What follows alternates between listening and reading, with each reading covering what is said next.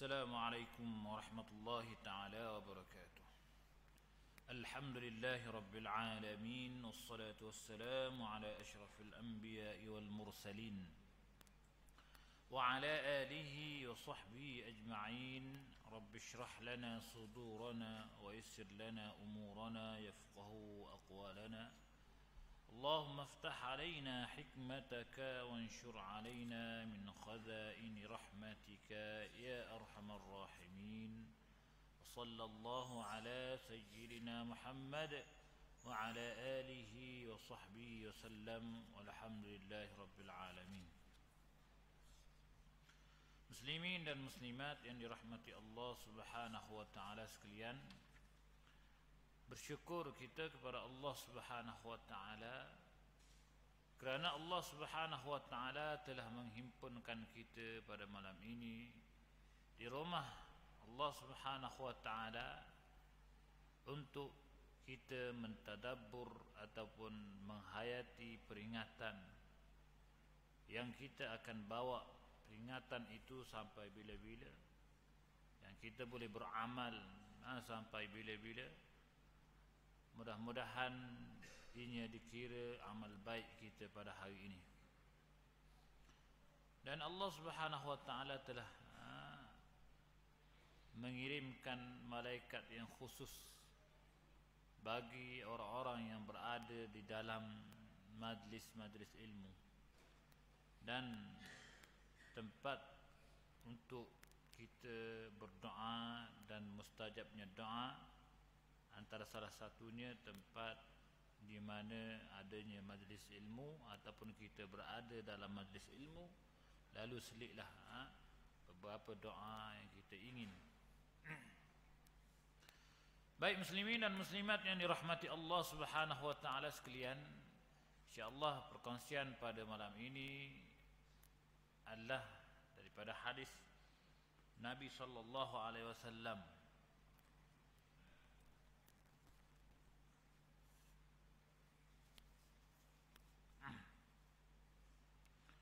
Hadisnya berbunyi, An Abi Hurairah radhiyallahu anhu, anin Nabi sallallahu alaihi wasallam qala, man naffasa an mu'minin qurbatan min qurabid dunya naffasa Allahu anhu qurbatan min qurabi yaumil qiyamah.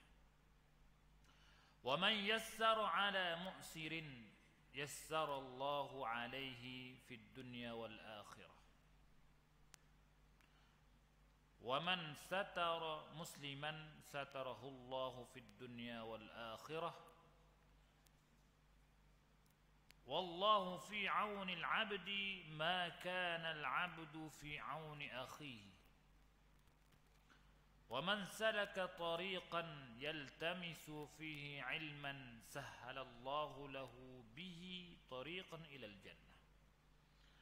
وما اجتمع قوم في بيت من بيوت الله يتلون كتاب الله ويتدارسونه بينهم إلا نزلت عليهم السكينة وغشيتهم الرحمة وحفتهم الملائكة وذكرهم الله في من عنده. ومن بطأ به عمله لم يسرع به نسبه. Daripada Abu Hurairah radhiyallahu anhu, daripada Nabi sallallahu alaihi wasallam, baginda telah bersabda, barang siapa yang meringankan salah satu daripada kesusahan seorang mukmin di dunia, maka Allah akan meringankan salah satu daripada kesusahannya di hari kiamat. Barang siapa yang memudahkan bantuan, memudahkan orang yang mendapat kesusahan, maka Allah akan memudahkan baginya di dunia dan di akhirat. Barang siapa yang menutupi keaiban seorang muslim, satarahullah, yakni Allah Subhanahu wa taala akan menutup aibnya di dunia dan di akhirat. Wallahu fi aunil abdi, Allah menolong seorang hamba selagi mana hamba itu menolong saudaranya. Wa man saraka tariqan, dan barang siapa yang melalui satu jalan untuk bertujuan untuk menuntut ilmu, mencari ilmu, Allah akan memudahkan baginya satu jalan ke syurga. Tidaklah satu kaum berkumpul di satu rumah, yakni masjid Allah, dari rumah-rumah Allah yang lain, dari masjid-masjid yang lain, mereka membaca Al-Quran dan mempelajarinya bersama-sama, kecuali ketenangan akan turun kepada mereka, rahmat akan meliputi mereka, dan malaikat mengelilingi mereka, dan Allah memuji mereka di hadapan para malaikatnya. Barang siapa yang amal solehnya sedikit, maka nasab keturunannya tidak boleh mengangkat darjat. Hadis yang diriwayatkan oleh Imam Muslim dalam kitab zikir, doa, taubat dan istighfar. Muslimin dan muslimat yang dirahmati Allah Subhanahu wa taala sekalian, beberapa peringatan, beberapa tips, beberapa amalan yang Rasulullah sallallahu alaihi wasallam berikan kepada kita dalam hadis ini, yang mana amalan tersebut apabila kita buat amalan tersebut, apabila kita melakukan perbuatan tersebut, ganjarannya begitu besar di sisi Allah SWT. Lalu hadis ini hadis ini diriwayatkan oleh Abi Hurairah. Abu Hurairah ini adalah sahabat Nabi SAW yang banyak bersama Nabi.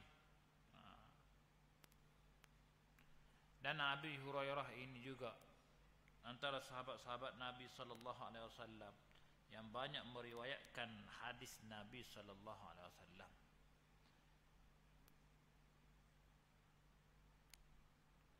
Katanya, daripada Nabi SAW bersabda, man nafasa, menggunakan perkataan,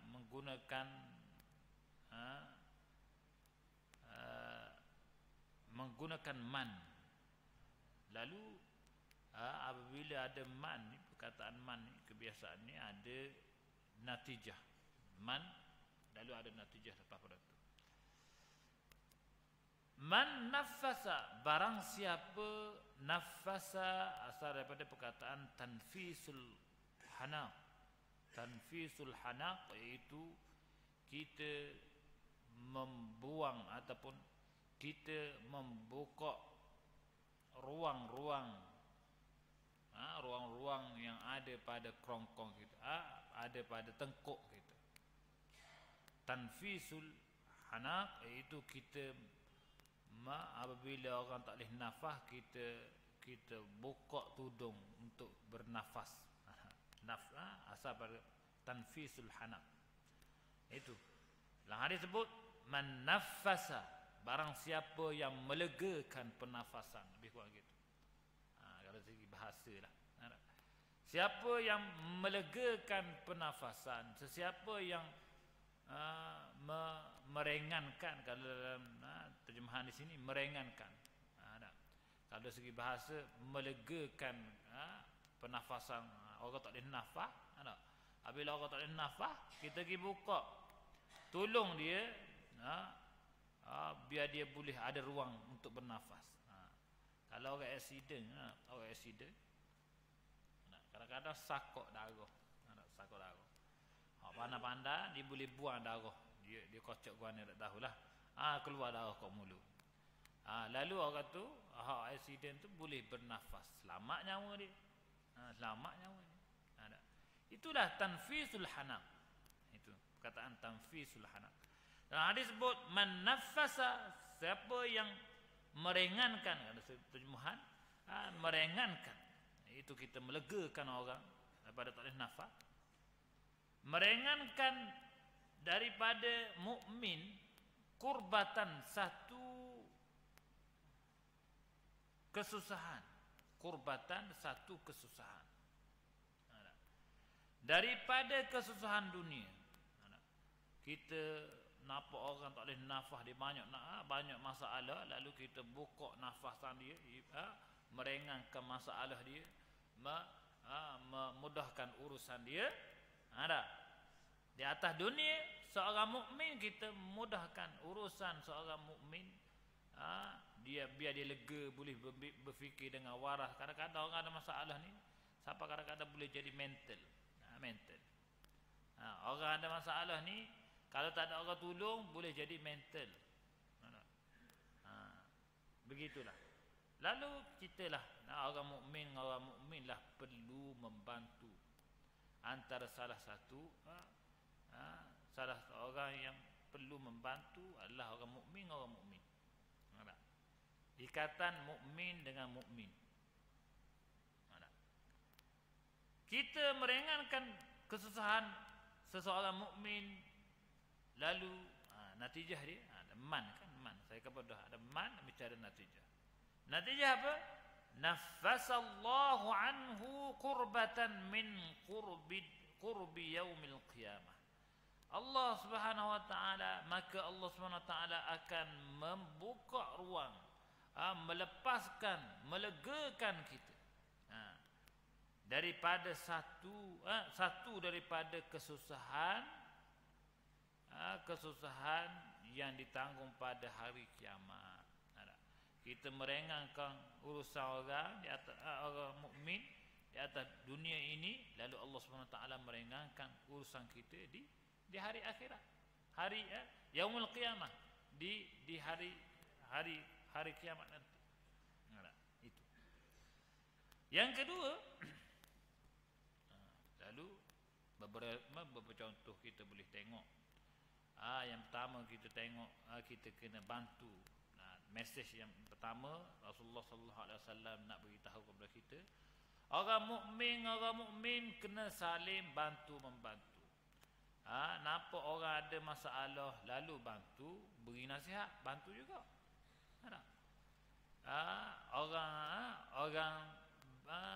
Orang tua ataupun orang buta nak lintas jalan, lalu kita bantu pimpin dia lintas jalan, bantu juga.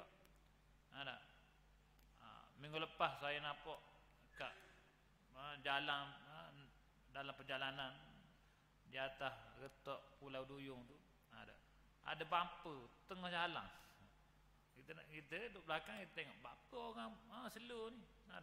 Hak ni duk elok, pakai elok belaka. Tak ada seorang abuk turun. Tolong memudahkan urusan perjalanan orang ramai. Siapa saya pun tak perasan. Dah nak berhenti tengah jalan. Orang tengah laju belaka. Orang elok kita pun elok juga. Lepas pada tu baru mikir, Allah rugi dah. Benarnya ini kita, Allah SWT nak beri pahala ke siapa dia. Patutnya kita memudahkan urusan orang, memudahkan lalu lintas. Bumper besar lah, nak dia elok tu banyak. Corner tu bukan corner sikit, jadi jam, habis jam. Kita oleh kerana tak nampak masa tu, mungkin kita tak ingat lah, ni hadis gini ni. Masa kita jalan ni ginilah. Begitulah, sama-sama kita nasihat diri sendiri. Saya pun nasihat diri saya sendiri. Begitu. Apabila kita meringankan urusan muslim dengan orang muslim, Allah SWT akan meringankan urusan kita di hari kiamat. Yang pertama, tuntutannya kita kena selesaikan atau meringankan urusan kita dengan adik-adik kita dulu, dengan anak-beranak kita dulu, dengan keluarga kita dulu. Orang muslim dengan orang muslim, ada adik-adik yang susah sikit, kita tolong. Begitu. Kemudian dengan jiran tetangga. jiran tetangga. Masyarakat kita sekarang kadang-kadang pun jiran mumu aku. Faham? Maksudnya tak kenal pun. Kadang-kadang tak kenal pun jiran. Tu balik kerja, kita pergi kerja, balik tak tahu. Anak dia ada berapa orang. Ada. Tak tahu kadang-kadang. Anak dia ada berapa orang. Nama pun tak kenal kadang-kadang. Ada. Dia balik pukul berapa tak tahu. Macam mana nak sampai ke peringkat nak membantu, tolong, meringankan beban. Jauh lagi dah. Jiran kita. Ada satu berita 2 bulan lepas saya rasa. 2 bulan lepas. Satu orang tua yang uzur, yang menjaga anak yang OKU, 2 orang sudah. Orang anak OKU pun umur 40 lebih kurang gitu. Dah besar dah. Tapi ayah pun uzur lagi dah. Anak OKU tu pun umur 40 lebih, 50 lebih. Jadi ayah dia lebih tua lah. Duk jaga anak, beri makan. Biasa dapat bantuan daripada NGO. Tiba-tiba waktu COVID terputus, NGO tak dapat bagi bantuan. Jadi ayah dah pergi cari rezeki, nak kata apa semua, beri makan ke anak dia 2 orang tu. Lalu oleh kerana ayah ni terlalu uzur, meninggal dunia. Meninggal dunia dalam rumah. Lalu apabila meninggal dunia dalam rumah ni, anak 2 orang OKU tak tahu dia tak pandang masak, tak pandang makan, tak ada orang nak tolong. Jiran ada sebelah. Tak tahu. Ayah meninggal dalam rumah, tak ada orang cara. Ayah meninggal dalam rumah, tak ada orang cara. Anak nak cara mana? Anak pun kurang upaya. Mampu menangis begitu sahaja. Akhir sekali anak 2 orang OKU tu pun tak dapat makanan, lalu meninggal juga 2 orang. 2 orang tu meninggal juga. Kata jiran, tak tahu ke? Ada jiran. Tahunya 3 beranak meninggal dunia. Apabila NGO tu hak pernah beri bantuan, mai ketuk pintu rumah. Nak sambung bantuan ni. Ketuk pintu rumah tak jawab. Lalu dipecahkan rumah tersebut. Nampak 3 orang tu sudah meninggal. Lalu kita pun kata, jiran-jiran tak tanya khabar ke? Baru kita gitu. Baru kita nampak fungsinya jiran. Fungsi jiran. Sedangkan masyarakat kita tak tu kawasan KL lah tu. Tapi kawasan kita pun berlaku begitu sebenarnya. Jiran tak kena jiran. Lalu tidak mustahil perkara tersebut akan berlaku ataupun mungkin berlaku di tempat kita. Apabila kita tahu keadaan dia, anak berapa orang, ada anak OKU pun kita tak tahu mungkin. Sebab apa? Masing-masing tidak tahu. Aku, kamu. Ananiyah. Begitulah, perlu kita ubah sebenarnya. Lepas anak beranak, jiran kena bantu. Jiran. Begitulah. Sesiapa yang meringankan urusan seorang Muslim, kesusahan dia, lalu Allah Subhanahu Wa Taala akan meringankan satu kesusahan di hari kiamat. Hari kiamat nanti seseorang. Wa man yassara ala mu'sirin, dan barang siapa yang memudahkan urusan orang yang berada mendapat kesusahan, mu'sirin, yang mendapat kesusahan. Kalau dalam syarahan di sini, barang siapa yang memudahkan, itu maknanya yang mu'sirin, yassara di sini bermaksud memudahkan bantuan dalam masalah hutang. Tadi masalah umum, ini masalah hutang. Sesiapa yang memudahkan urusan, memudahkan bantuan dalam masalah hutang orang yang mendapat kesusahan, yang berutang. Orang berutang kita, contohnya orang berutang kita tapi Muslim sama Muslim. Ni dalam hadis sebut Kalau Muslim sama Muslim ada kaedah dia. Ada. Kita kena memudahkan urusan. Siapa tepuh dah ni? Tak bayar lagi hutang. Ada. Lalu kita kena tanya dulu, cek dulu. Jangan kita pergi kata macam-macam dah. Cek dulu. Orang Muslim kena cek dulu. Tengok dia mampu ataupun tidak mampu. Jika dia mampu, dia bersalah. Bayar hutang tu wajib. Memang salah dia. Tetapi jika tidak mampu, kena gunalah Isa, panggil Isa. Sama-sama Muslim. Kena guna Isar sama-sama Muslim, iaitu kita kena bertolak ansur. Bertolak ansur. Beri tempoh yang paling panjang lagi. Beri tempoh contoh ni. Beri tempoh yang panjang. Tak bayar hutang. Lalu kita nampak ni tak dang, ni nampak dia tak dang. Kita mampu lagi. Renung kita okey lagi. Dia tak dang bayar hutang. Jadi beri tempoh panjang. Ataupun payah sikit ni, payah orang nak buat ni. Ataupun kita menghalalkan. Dalam syarah ni sebutlah gitu. Ataupun kita menghalal. Kita senang, dia susah, kita menghalalkan. Tapi kalau hutang 1 juta, nengu juga nak halal lah. Begitulah. Buatlah memudahkan urusan. Tengok dah syarah begitulah.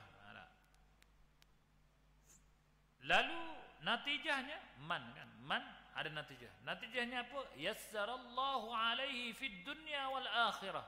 Lalu Allah Subhanahu wa taala akan memudahkan urusannya di dunia pun Allah Subhanahu wa taala urus. Memudahkan urusan, dan di akhirat juga Allah Subhanahu wa taala memudahkan urusan.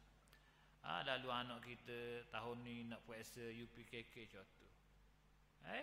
Boleh malam-malam ada 9A. Ada. Lalu kita buat, kita nega, kita nega ataupun kita buat bisnes pera ayam. Orang lain pera ayam juga. Sebelah-sebelah. Hari-hari ayam kita laku. Habis. Orang sebelah mampus. Mampu diri. Tak sama kita. Allah mudahkan urusan kita. Antara asbabnya kita memudahkan urusan orang lain. Antara asbabnya kita memudahkan urusan orang lain. Lalu Allah SWT memudahkan urusan kita di dunia lagi, dan juga di akhirat. Itulah hadis ini. Amalan yang besar ganjarannya. Seterusnya, wa man satara musliman satarahu Allah fid dunya wal akhirah. Dan barang siapa yang menutupi keaiban orang muslim. Nampak orang Islam sama orang Islam yang buat cacat celak, yang buat masalah, buat keburukan, lalu kita kena satar. Satar ni dinding, pendinding. Satar ni pendinding ataupun tabir pun boleh jadi satar. Kita nak semayang, nak semayang orang lalu depan. Sunat kita tak satar. Itu satar, pendinding. Nak kata perkataan satar ni. Jadi dalam hadis sebut waman satara musliman, siapa yang buat satar seorang muslim ataupun menutup keaiban, dengan maksud menutup keaiban orang muslim, satarahullahu fid dunya wal akhirah. Natijahnya Allah SWT akan satar dia, dindingkan dia ataupun tutup aib ni di dunia dan juga di akhirat. Tengok orang ada masalah, kita nampak dia semayang tak betul contoh. Kita nampak memang semayang tak betul, walaupun dalam syariat pun salah. Kita nampak dia semayang tak betul. Lalu kita kena jaga aib. Jangan tegur, kena ada kaedah juga. Jangan tegur depan-depan orang. Dalam ada kaedah juga. Jangan saung, ada saung depan orang. Oi, semayang salah ni. Semayang mula. Ada. Orang tu budak. Kalau budak-budak mungkin ya. Itu aib dia. Dalam syarah sebut. Walaupun orang tu salah syariat sekalipun, kita tak boleh tegur secara direct. Itu boleh mengaibkan seseorang. Lalu apa-apa sahaja yang membuka aib seorang muslim, itu perlulah kita jauhi, kerana Rasulullah sallallahu alaihi wasallam sarankan kepada kita, kita kena tutup aib orang. Hak yang salah semayang bertentangan dengan syariat pun Rasulullah sallallahu alaihi wasallam suruh tutup, apatah lagi dengan perkara-perkara yang lain. Nampak tentang aib seorang muslim apa-apa sahaja, pakai baju koyok ke, kita jangan duk kata ke orang, ataupun kita nampak tak senang dia, jangan kita buka aib orang muslim. Ataupun ngaji tak betul, kita nak dengar orang ngaji tak betul, lalu kita pun marah depan orang, tak betul, tak boleh juga. Mentang-mentang kita belajar tajwid tinggi, kita pandang ngaji, kita marah depan, salah tu, baca gini patutnya. Kalau tadarus lain, tadarus memang tepat dia. Tapi kalau tak kaitan dengan tadarus, ataupun kita dengar orang baca tak betul, lalu kita tegur dengan tengking-tengking, itu kita telah tidak menjaga satar orang muslim. Lalu Allah SWT akan menutupi keaiban kita di dunia dan juga di akhirat. Di atas dunia pun Allah SWT tutup, di akhirat juga Allah SWT tutup. Wallahu fi auni al-'abdi ma kana al-'abdu fi auni akhihi. Dan Allah SWT akan menolong hamba-Nya selagi mana hamba-Nya menolong saudaranya. Lagi mana kita tolong saudara kita, meringankan beban, memudahkan urusan, menutup keaiban orang muslim, lagi itulah Allah SWT akan tolong kita. Kita nak mudah urusan kita, lalu kita kena banyak tolong orang. Kita nak mudahkan perjalanan kita ke syurga, lalu kita mudahkan urusan orang. Begitulah. Ini 3 nasihat di sini adalah menunjukkan bahawasanya orang muslim dengan orang muslim ini sehati, kena ikatan yang kuat, sehati sejiwa, ataupun seperti ikatan satu tubuh. Dalam hadis lain ada sebut orang muslim dengan orang muslim, seperti hadis masalul mu'minina fi tawaddihim wa tarahumihim wa ta'atufihim masalul jasadil wahidi idza ishtaka minhu 'udwun tada'a lahu sa'irul jasadi bis-sahri wal humma. Perumpamaan orang yang beriman dalam kasih sayang ni, belas kasihan dan lemah lembutnya bagaikan satu tubuh. Apabila salah satu anggotanya mengadu kesakitan, semua anggota lain turut berjaga malam dan demam. Satu tubuh je, satu anggota je tubuh rasa sakit, lalu tubuh lain akan rasa sakit juga, sehingga kadang-kadang jadi demam. Seperti kita jalan-jalan sepak batu, darah kaki, lalu kita lambat sikit ubat, maka dia akan jadi bekok. Hak kecil manis kena potong kaki dah. Lambat sikit berubat, begitulah, kena kaki. Kadang-kadang lambat sikit berubat sampai pening kepala, denyut kepala, kadang-kadang boleh jadi demam. Itulah ikatan orang muslim dengan orang muslim. Perumpamaan yang Nabi SAW sebut. Orang muslim dengan orang muslim kena ada ikatan sampai begitu. Itu kita kena rasa hati ke hati. Kalau saing kita pun kena rasa juga. Kalau orang Palestin diserang, lalu kita pun kena rasa bimbang juga. Bimbang apa? Kena kasihan juga. Kalau orang Palestin berdarah, bersusah payah mengorbankan nyawa mereka, lalu kita pun kena ada pengorbanan juga. Begitulah orang muslim dengan orang muslim. Jadi seterusnya, wa man salaka tariqan, ini biasa kita dengar, wa man salaka tariqan yaltamisu fihi ilman sahhalallahu lahu bi tariqan ilal jannah.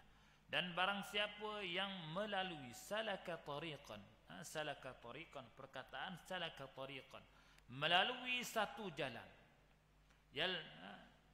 Satu jalan yaltamisu fihi ilma, ya, menuntut. Yaltamisu itu menyentuh ni sebenarnya. Yaltamisu fihi ilma, jalan untuk menuju, untuk mencari ilmu. Sahhalallahu lahu bihi tariqan ilal jannah. Nescaya Allah Subhanahu wa taala akan memudahkan, sahhalallahu lahu, mudahkan baginya, bihi dengan ilmu tersebut, tariqan ilal jannah. Apa maksud dia? Salaka tariqan, bukanlah kita tunggu masa kosong baru kita nak pergi belajar, nak pergi nuntut ilmu. Hari ni ada masa kosong maghrib isyak, lalu kita pun pergi nuntut ilmu. Bukan begitu maksud salaka tariqan.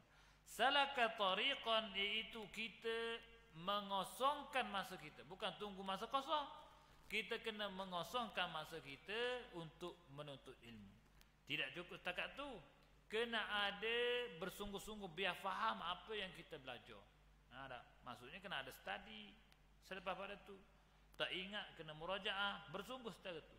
Itu panggil salaka tariqan. Bukan mudah-mudah nak masuk syurga ni. Ada. Kena ada usaha. Itu masuk salaka tariqan. Lalu apabila kita berusaha, sahhalallahu lahu bihi tariqan ilal jannah. Allah SWT akan memudahkan kita,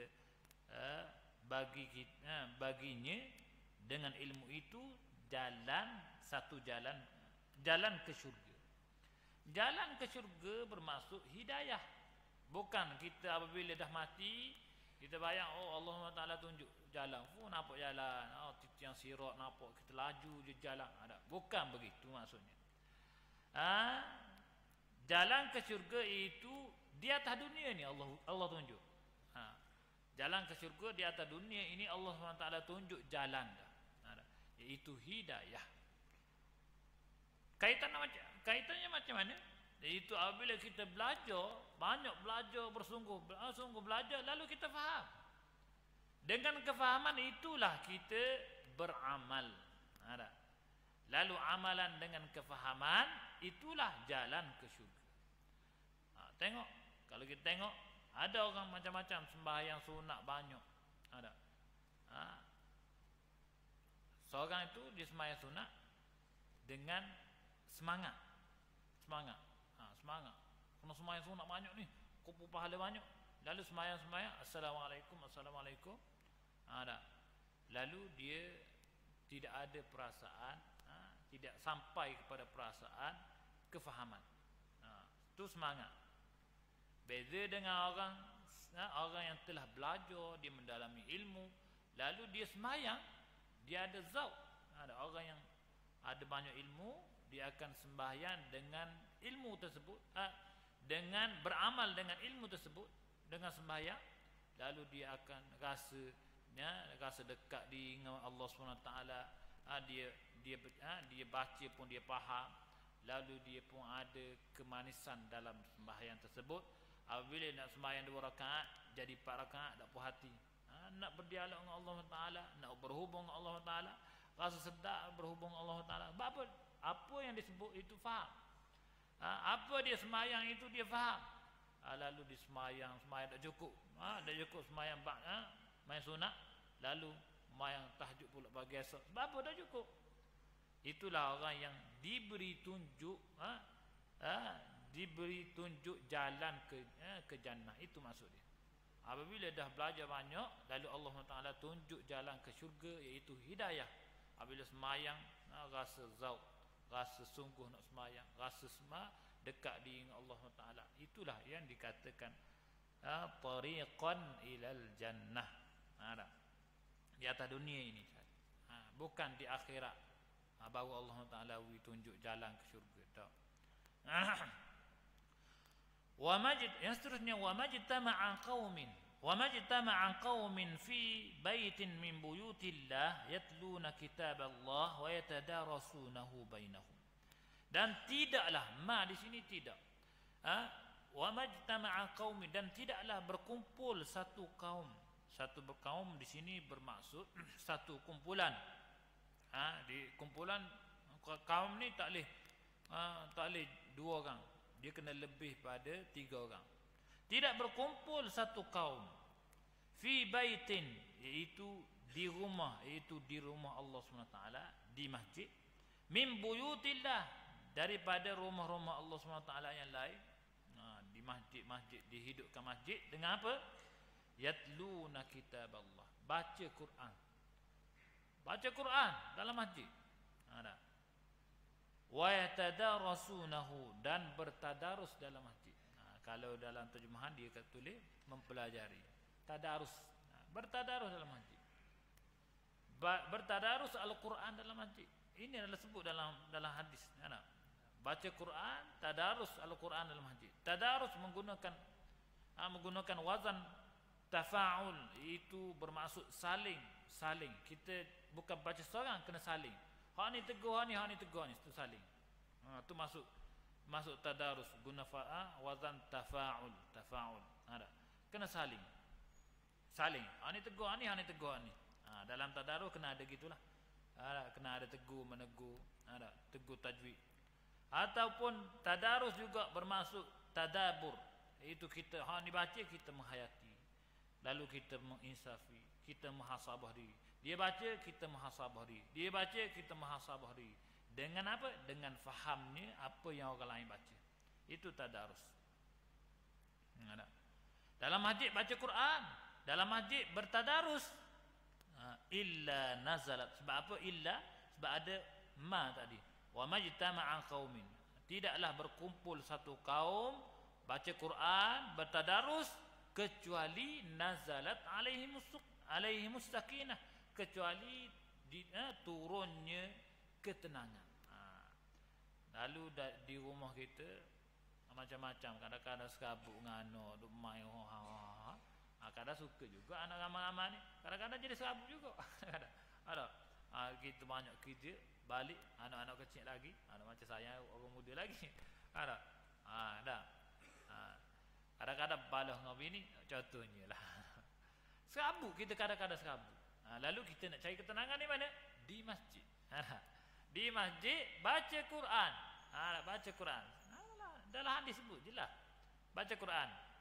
Illa nazalat alaihimus sakinah, kecuali turun ke atasnya sakinah, ketenangan. Baca Quran jadi tenang, bertadarus Al-Quran jadi tenang. Wa ghashiyatuhumur rahmah, dan dikelilingi oleh rahmat, diliputi oleh rahmat Allah Taala. Baca Quran tadi dan tadarus tadi. Wa haffathumul malaikah, dikelilingi oleh malaikat. Wa dzakarahumullahu fi man indah, dan disebut oleh Allah SWT pada sesiapa di sisinya. Kalau tengok terjemah, depan para malaikat. Depan para malaikat Allah SWT puji kita. Sebab apa? Baca Quran dalam masjid tadi, bertadarus dalam masjid tadi. Besar fadilah dia. Begitulah. Wa man batta'a bihi amaluhu lam yusri' bihi nasabuh, dan barang siapa yang gagal, batta'a, yang sedikit amalnya, lam yusri' bihi nasabuh, tidak boleh yusri', tidak boleh diganti ataupun diambil oleh nasabnya. Maksudnya nasab dia tidak boleh dibantu, tidak boleh membantu dia apabila dia gagal atas dunia. Menunjukkan hadis-hadis amalan yang di atas yang saya sebut tadi adalah amalan yang boleh menyelamatkan mereka itu pada hari hisab. Pada hari hisab, kerana amalan tersebut adalah amalan yang banyak ganjaran. Tolong orang ramai, meringankan kesusahan orang, belajar ilmu agama, baca Quran dalam masjid. Secara umumnya gitulah. Besar fadilah. Tolong orang, memudahkan orang, urusan orang muslim, belajar ilmu agama dan baca Quran dalam masjid dan bertadarus Al-Quran dalam masjid. Jadi begitulah muslimin dan muslimat yang dirahmati Allah Subhanahu wa taala sekalian. Mudah-mudahan kita mendapat peringatan apa yang kita baca hadis pada malam ini.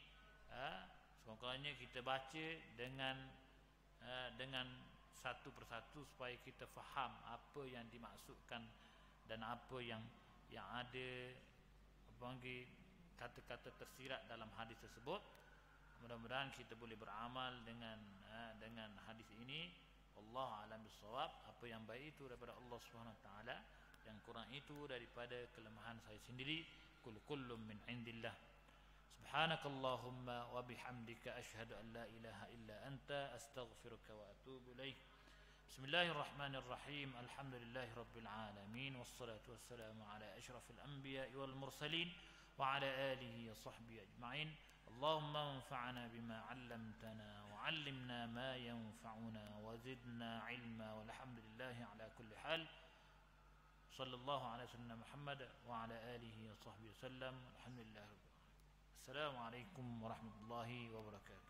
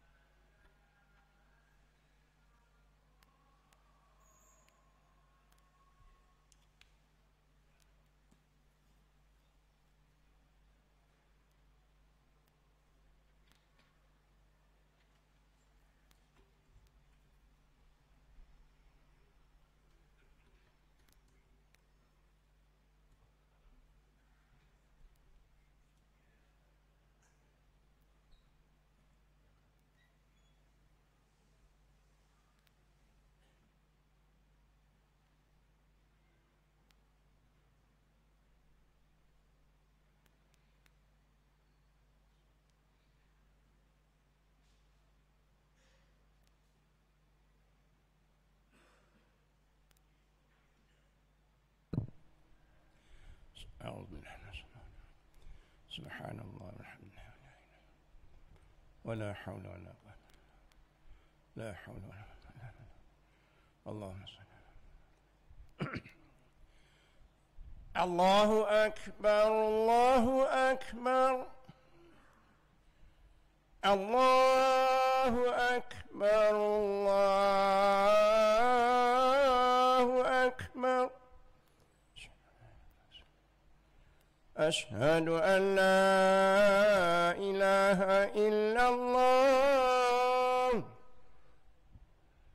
أشهد أن لا إله إلا الله.